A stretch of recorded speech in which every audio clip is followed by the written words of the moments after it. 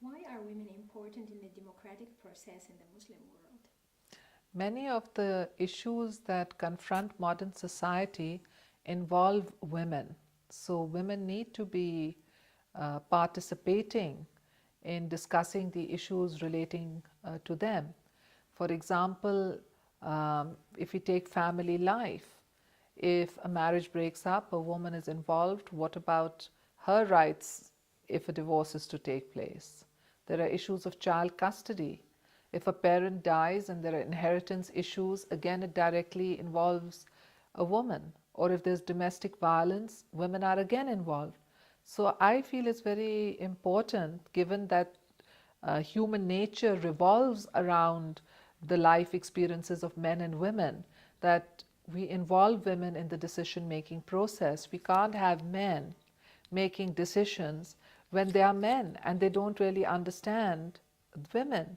So I feel it's important to have men and women together in decision making, and I feel that a democratic system empowers women and allows women to play their true role. Governments have to take decisions on where money is to be spent. Now, women bring up the children. In our society, women are still the primary caretakers, and women are concerned about issues pertaining to children, whether it's doctors, whether it's education, whether it's clean drinking water.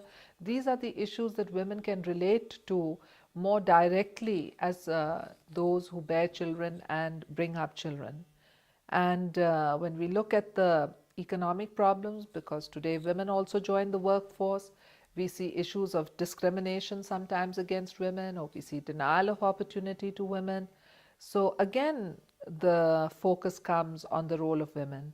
Wherever we go, it's not just men. Men will have the focus, but women too. So together they must help shape the societies that we build for the future.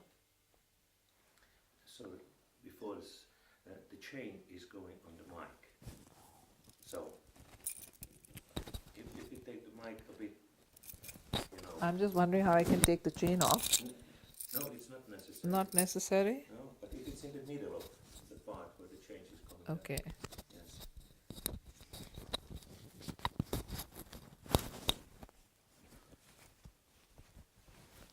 Sorry. In what way have women been active in Pakistan? Women have been very active in Pakistan for certain reasons that go back to our independence. Pakistan is a newly created state. We emerged out of undivided India. So the women in undivided India were very much part of the struggle for the independence of Pakistan. And that independence movement radicalized women or made them politically aware. Subsequently, Pakistan had several experiences with military dictatorships, and again, during the movements for democracy against the military dictatorships, the successor generation of women political activists came to the forefront. The first generation had been those who had fought for the independence of Pakistan, but their daughters grew up knowing that their mothers had taken part in the independence movement, and so they were very much in the forefront for the fight for democracy in the country. And then to counterbalance the women who were speaking up for democracy, the dictators also needed to give some kind of a token participation to women. I feel that it's political issues that actually help make people more aware of the general concerns within society and help women also overcome difficulties. Sometimes they help women overcome difficulties, but sometimes they compound the difficulties. For example, when we were fighting for democracy in Pakistan against the military dictatorship of General Ziaul Haq, he tried to cover his dictatorship in under the name of Islam. So he started saying that, well, actually this is about Islam, it's not about democracy, and women should be in the four walls of their home and they should not come out and out of the four walls of their home. So during this period we also saw a backlash against the role of women. And right now in Pakistan and across the Muslim world, there's really a battle going on for the future direction. There are the forces of the past who want to take women backwards, and along with taking women backwards, they want to take our society backwards.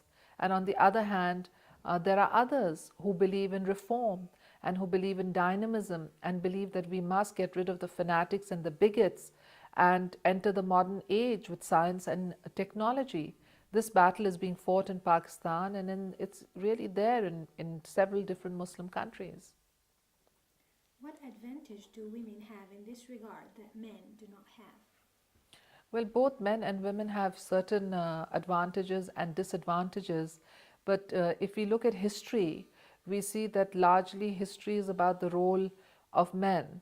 Now, this could be because few women have written about history, but generally nations or empires were led by men, and there were very few women who were in leadership positions. So, in the times when men used to command the destiny of empires and nations, I believe that the male leadership was done more on the basis of aggressiveness and assertiveness.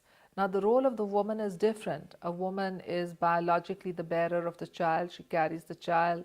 The woman feeds her own child till the infant, eats solid foods. And so, in that sense, I believe that women have a greater respect for the sanctity of life, and women like to keep away from conflict, keep away from bloodshed.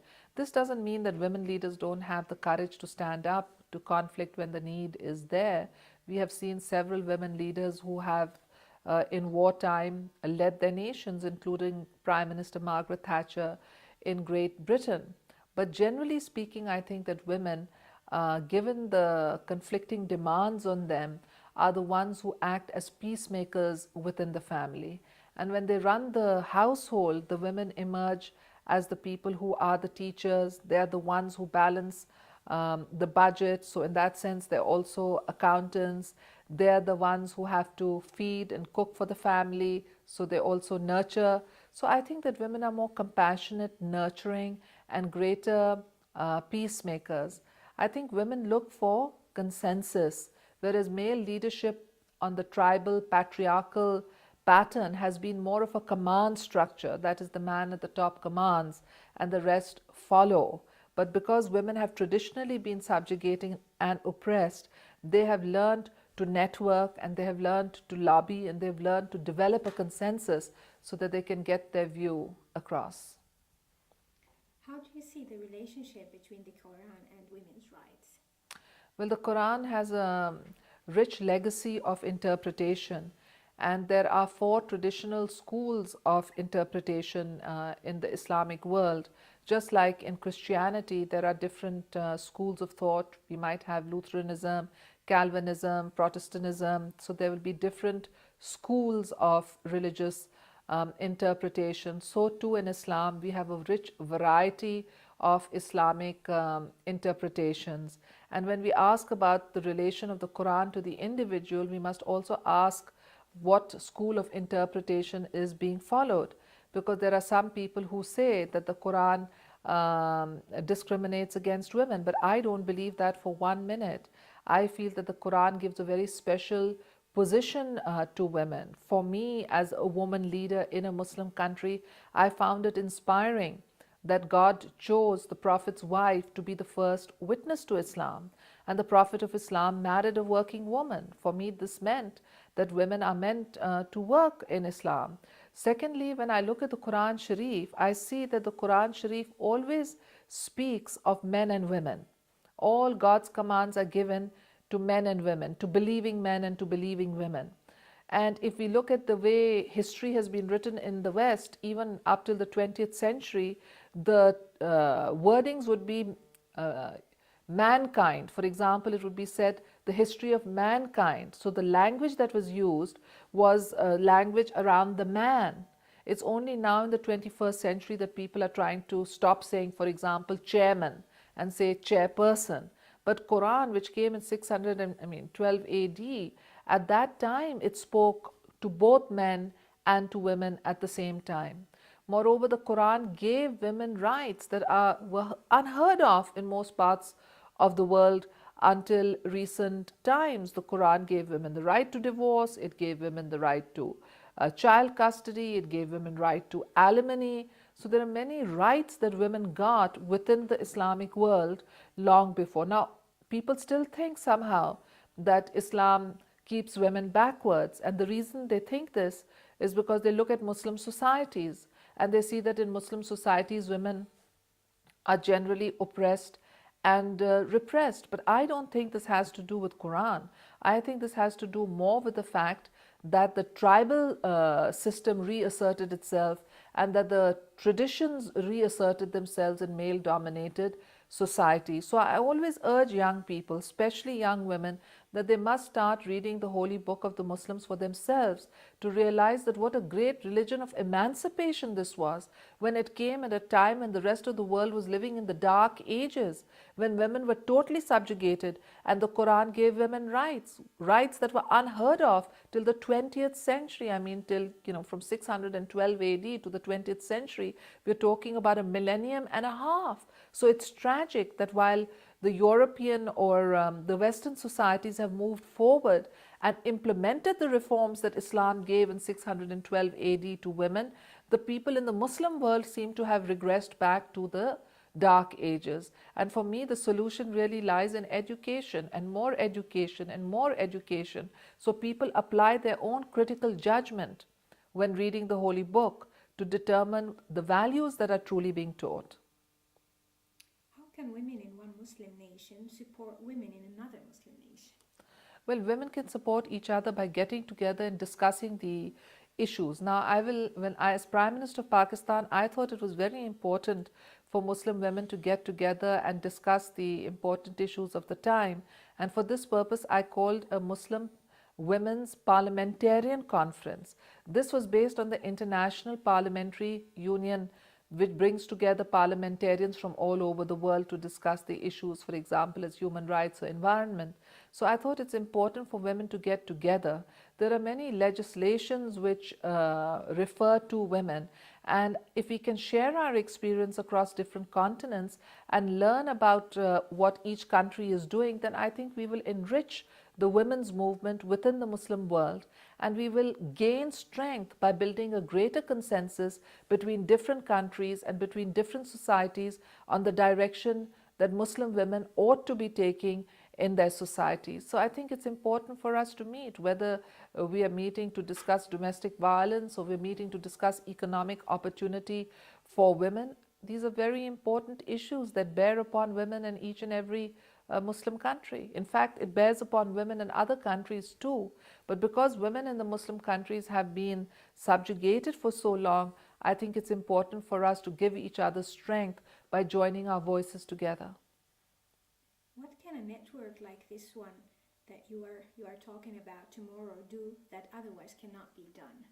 We're bringing women together to talk about some of the issues and the values that confront Muslim women. This is an age when many fanatics are trying to deny women their role and their legitimate role in the building of our society. So I think the important thing for me in attending this conference is that I will be meeting with women from different Muslim countries and sharing with them my experiences, and more importantly, learning from them, from their experiences. I hope that we would be able to meet at a regular level and inspire other women and help empower other women through our shared concerns on the issues that confront women within the Muslim world today, whether those issues relate to the lack of employment opportunities for women, whether they relate to discrimination, domestic violence. There are some Muslim countries where you cannot even raise the issue of domestic violence. When I became Prime Minister of Pakistan, I remember that many people did not know that domestic violence was against the law. So then we started running advertisement programs on the mass media explaining to women that their husbands or their fathers or their guardians did not have a right to beat them and use force against them. So there are many issues where we can meet together, work together, and help women together. In what areas of life do you see the biggest need for a change for women? Well, I think the biggest need for women comes in the areas of economic opportunity in the Muslim world. There are too few women who get proper opportunity. Women are at the bottom level of the social ladder. One of the issues that I confronted was that, for example, if a woman wants to set up a business, she doesn't get credit. She comes last in the credit line. So it's important for us to help women get credit. but it's also important for us to help women learn about business techniques and how to set up businesses of their own. And this goes down to education. When we look at the education system, we see that there are still in the societies, if we count the literacy, we will see that the male figures for literacy are much higher compared to the schools for the girl child. So I think we really need to focus. If there was a single area that I said I would suggest that we focus on, I would say it's on educating the girl child. It's on educating the girl child, and it's on training teachers, because there's no point in having education if that education isn't going to be of a good quality. So I think what we really need to do is build schools for the girl children and educate teachers who can teach the girl students the highest levels of education, so that the girls come out equipped to make a life of their own. Because if a woman does not have economic independence, she cannot take independent decisions. Where will she go to? If a woman does not have her own right to employment, and if she does not have a job opportunity, if she's a victim of rape, say by a relative in a family household, where will she go to? If she's a victim of domestic violence or verbal abuse, she doesn't have any options. She can't really live her life. So if there's a single issue that I would focus on, I would say that's education. What is your personal message to the brave women in the Muslim world? My personal message to brave women in the Muslim world is that you don't have to take no for an answer. You don't have to accept the traditions. You don't have to accept the taboos. You can stand up for yourself, and the rest of us women are going to get together so that we can all help each other to say no to an ugly past, to say no to the fanatics who would take us backwards. And when I say no to the fanatics, I don't think there's anybody more fanatic than the fanatics like the Taliban, who had taken over in Afghanistan to suppress women in the modern age. So I think all of us have to stand up against intolerance, which is trying to subjugate women, stand up against the traditions that are trying to take women backwards, and stand up for women's rights, because by empowering women, I think we will help create a more balanced society, and I think we'll help create a more peaceful society, because women are enormous engines of change in terms of social issues, and I'd really like to see a more peaceful world than the one that we have seen so far. Thank you.